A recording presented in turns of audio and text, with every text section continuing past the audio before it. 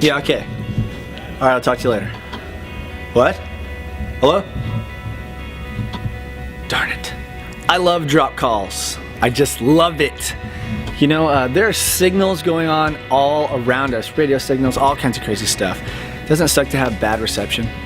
You know what I mean? Like, turn on a TV, something comes on. Turn on a radio, somebody comes on.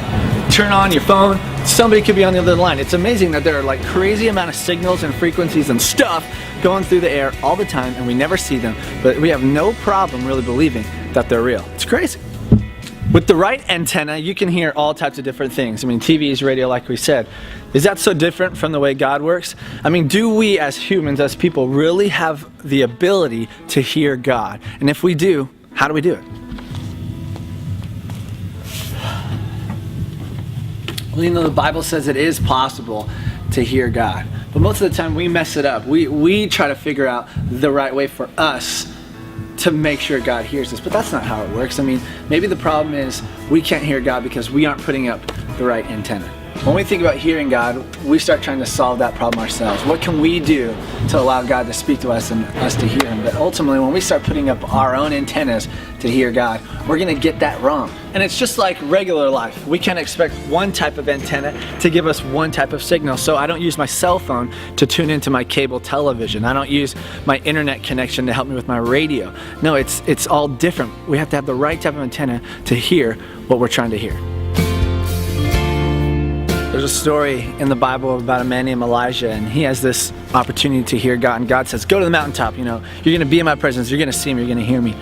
And sure enough, when Elijah goes up there, a massive earthquake happens, and the Bible says that God wasn't in it, he wasn't speaking through it. And then God sends a huge fire, but God wasn't speaking through it. And it was in the next thing where God spoke to Elijah, and it was the still silence. And it said that he spoke through the sound of a whisper. Sometimes the way God speaks doesn't match the way that we like to listen. What kind of antennas are we constructing to hear God? Is it one that hears the earthquakes and fires, or is it one that can hear the whisper? Could it be that when we start to serve people, when we start to do things that are in the character of Christ, that's when we begin to hear God? I mean, could it be that when we start to serve, love, sacrifice for others, our ears, our life would be more accustomed and more in tune with the signal that God is already sending out?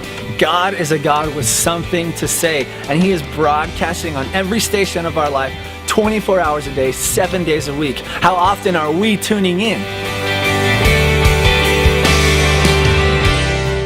It isn't a matter of God speaking, it's a matter of us listening.